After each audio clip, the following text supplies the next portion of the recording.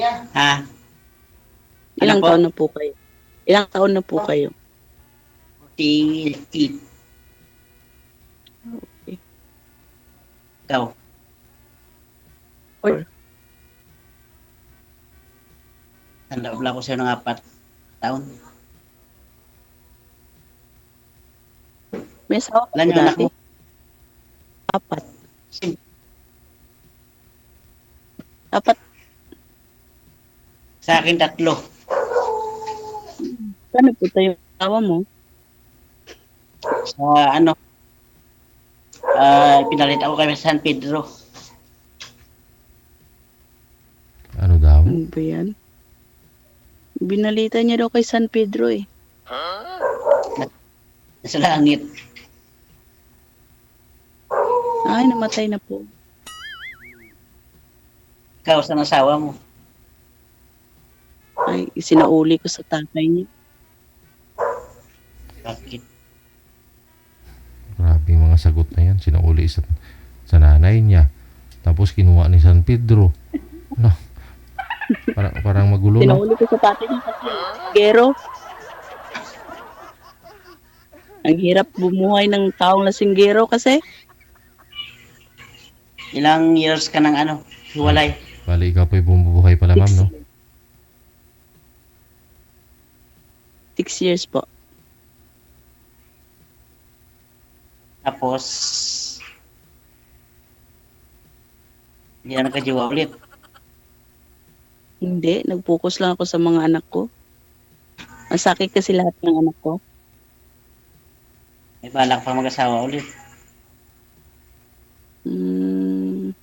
Pag makatapos na siguro lahat ng anak ko at may magkakagusto ulit eh. Bakit hindi?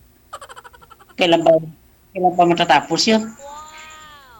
Tanda tayo. Pagdating ng panahon, makatapos din. Siyempre araw-araw dumadating naman ang panahon. Focus muna sa mga anak. Eh, ba't sumali ka para sa ano? Sa programa ni Malay mo, G. si JJ. Nagpabaka sakali. Ayun, baka sakali. Oo. Kasal ba kayo ng asawa mo? Oo. Ay, patay tayo. Paano yan pag umatay kayo? Patay naman dyan. Paano po yan pag Hindi patay? naman siguro. Paano po yan pag patay Delikado. kayo? Kalayo lang kay mo, mapatay gid ka. Eh, kasi kasal ka sa kanya, mahirap nun. Baka makulong ako nun. Eh, mas nauna siyang nag-asawa sa akin eh. May pamilya na siyang sa kanya, hindi nga ako nagkikialam. Eh, baka yung pinalit sa'yo, lasinggira din. Ewan, hindi naman ako nagkialam sa kanya kung anong pinalit niya. At least, nasa akin yung mga anak namin.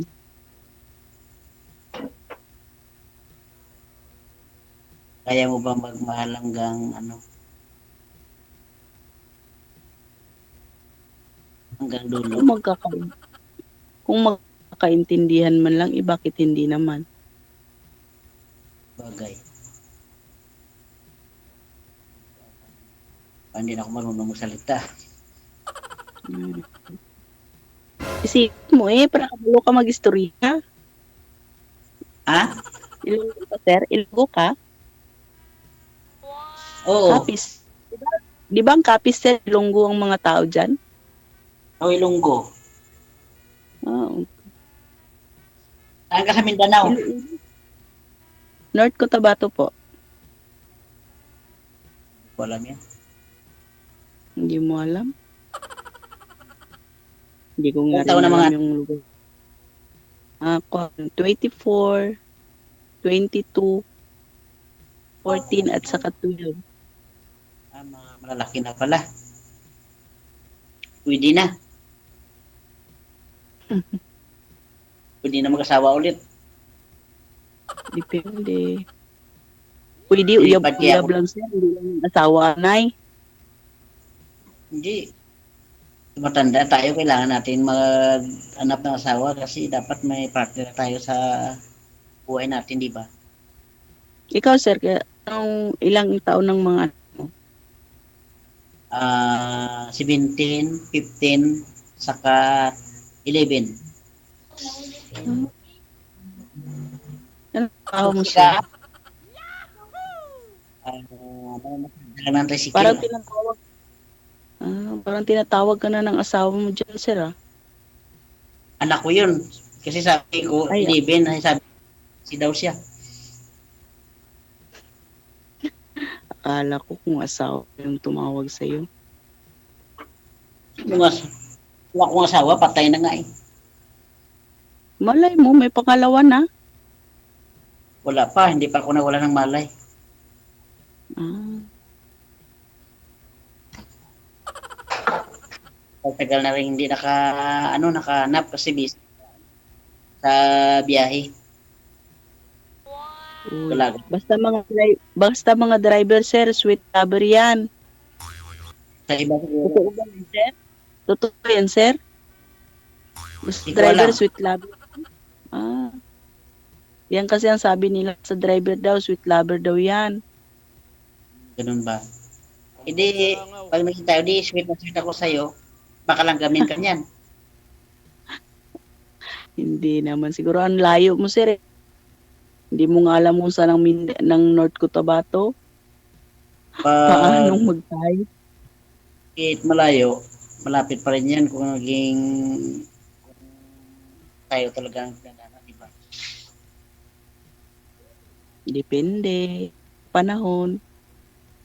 Kung sakali, kaya mo bang lumipat ng kapis? Oh my God. Ako pa talaga lipat ng kapis. Ano ba yan, sir? Babae na ba ang pupunta sa lalaki ngayon?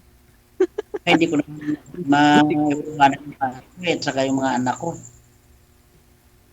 Ako, sir, hindi ko rin man mga anak ko kasi pag kakagusto at interesado sila ang pupunta sa babae. Hindi yung babae ang pupunta sa lalaki.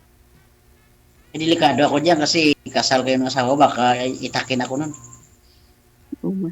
May asawa na siya, sir. May ibang pamilya na siya. Di, kahit na, balang araw magbago yung isip, tapos ano, Walang itak yon sir. May baril lang pero may baril pero walang itak.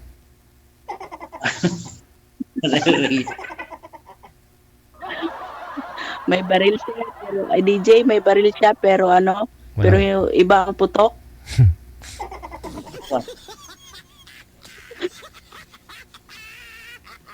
Hello? Kumusta naman ang buhay, single mother? Okay lang, nakakaraos, nakapagpatapos rin ng anak. May anak na tapos, ako wala pa eh. Meron akong nakapatapos na ako ng isa. Yung Sariling panganay kayo. ko, teacher niya. Ano naman na yung kinakaabalahan mo sa buhay? Nagtatrabaho ako sa fast food na restaurant. Magaling ka pala magluto. Hindi ako nagluluto, nag-serve lang ako at tighugas ng plato. Ano ba? Sabihin mo sir, magaling ka pala maghugas. Oo, sir, magaling. Magaling ka lang hugas. Marami hugasin dito sa bahay. Umuwi lang dito at saka maghugas ka. Tapos lang. Naghahanap ko pala ng asawa na sir na natigbantay ng mga anak mo, tighugas ng plato dyan. Oh my God naman. Hindi mo naman siguro asawa ang hanap mo. Katulong siguro ang hanap mo. Hindi Hindi na tanda tayo, kailangan natin maghanap ng asawa, di ba?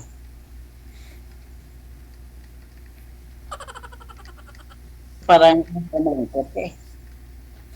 Hindi naman. Ano lang, antok na. Antok na. Galing pa kasi sa trabaho kanina. Pagod ma'am. Pagod, sir? Bukas may pasok ka pa rin. Meron, sir. Sunday po ang day-off namin.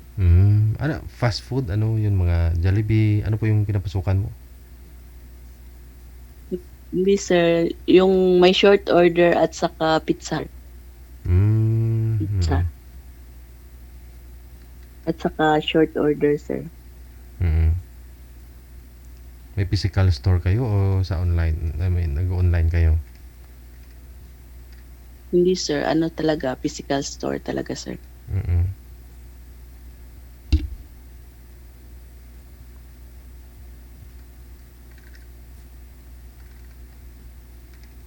Ano, mura naman yung ano, yung uwi. Ano na? 8 p.m. Yung gabi na. Oo. Ay, Travel okay pa lang naman pa kasi uwi. okay naman kasi malalaki na yung mga anak mo. Yan sa akin maliit pa eh. Pagdating ko sa bahay, ako po lahat eh. Ako magluto, ako lahat. Ilang taon na po ba yung bunso, sir? O sir, Marunong na yan. Ilang taon na po ba yung bunso? 11, Malaki na yun. grade 6. Malaki na yun. Ay, pagdating sa bahay, mga ulam, sila lang saing. Pas mo yung ano. Pag doon. Ulan init. Tapos pagdating sa bahay, ano, ng tubig, basa mo yung kamay. Mm. Kailangan ng, ano, katuwa sa bahay. Wala, sir eh. Pas mo kamot sina, sir eh. Kaya nga, naghahanap nga ako para pagdating ko sa bahay, di luto, nakakain lang ako. Diba? Yan pala. Oo. So, ang gusto mo mangyari, sir, kung magkaroon po kayo ng asawa, hindi na siya magtatrabaho, sa bahay na lang. Yung sa bahay na lang siya. Yung nga lang problema, may mga anak din po to si ma'am, no? Okay lang po sana kung may provide mo yung pangailangan ng mga anak niya, sigurado gampanan niya yung papel niya sa'yo, no? Pero kayo po kasi may mga anak na rin, maliliit din. Pero Ay ka kung- lang, oo, dapat ikaw na babae. May trabaho ka rin. babae, ma'am, no? Kulang pa rin, no? Oo. Opo. Mm-mm. Dapat may trabaho rin babae. Ah, Hindi na lalaki lang ang anak. Kasi kung kaya ng lalaki, kaya rin ng babae. Okay lang naman kung mga 5,000 a day siguro kita ni sir. Pwede na siguro, kasya na yan. Ilan po anak mo, ma'am? Dapat po. 4. Oo, maliliit pa, nag-aaral din. Sa'yo, sir, ilan po? 3. 3. Hindi, 7 na rin, no?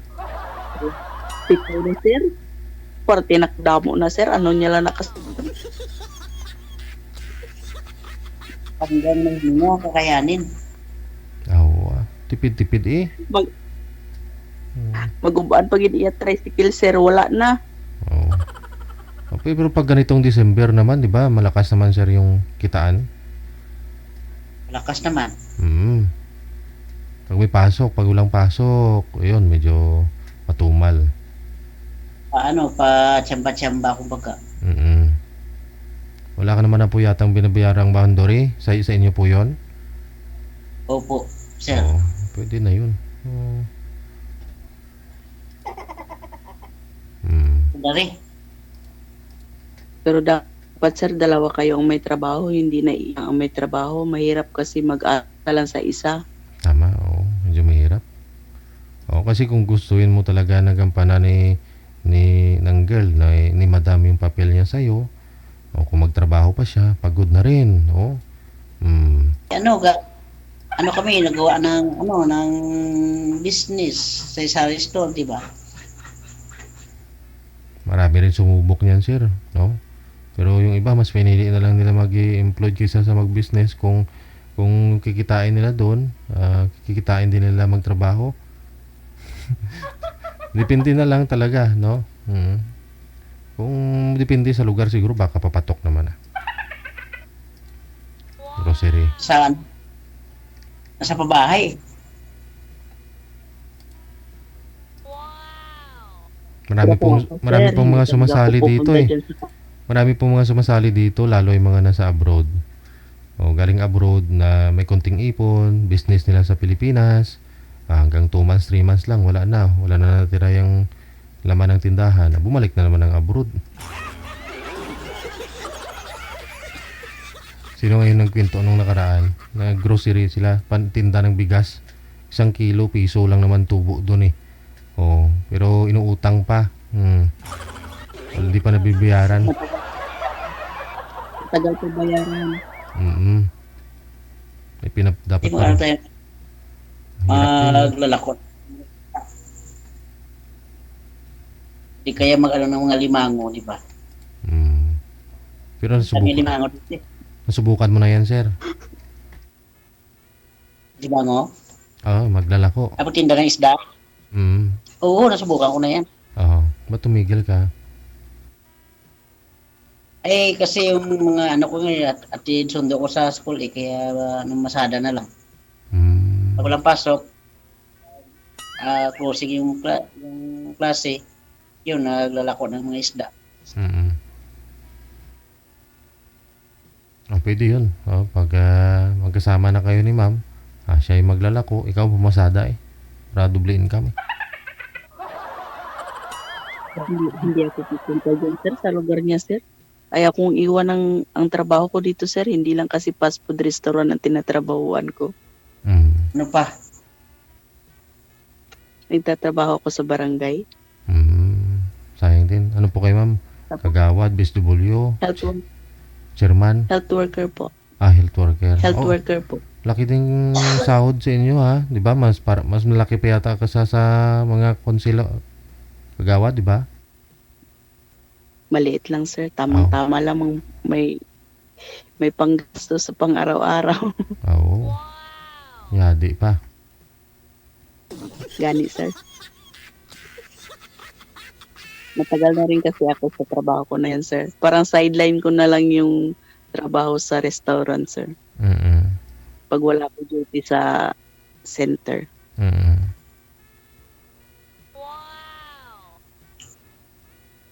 Pati ka pa pala, may sideline. Hindi ka nag-sideline ng ano, yung niwanan mo yung asawa mo, hindi ka nag-sideline sa Hindi. iba. Mas unahin mo na yung mga anak, sir, bago ang ano. Yun lang kasi ako nakaisip na sumali sa ganito. Try ko lang po. Kung ano pong feeling na sumali sa ganito. Anong feeling, ma'am? Hindi ko nga alam, kung malungkot. Okay. Excited kasi ako nung nakita ko yung mga post mo, sir, na DJ na maganda pakinggan kasi sinusubaybayan ko po kayo. Maganda, try ko raw sumali kung makasok ba ako. Kung akong feeling. Ayaw nga, overtime na. Pareho pala tayo. Ano, Sige. Basta, yun lang. pagpatuloy na lang po First pagpatuloy po ninyo sa off-cam pag-uusap ninyo ha. Medyo overtime na rin po ako. May shoutout pa tayo. Thank you so much sa time. Good luck. Thank you, Gid. Opo.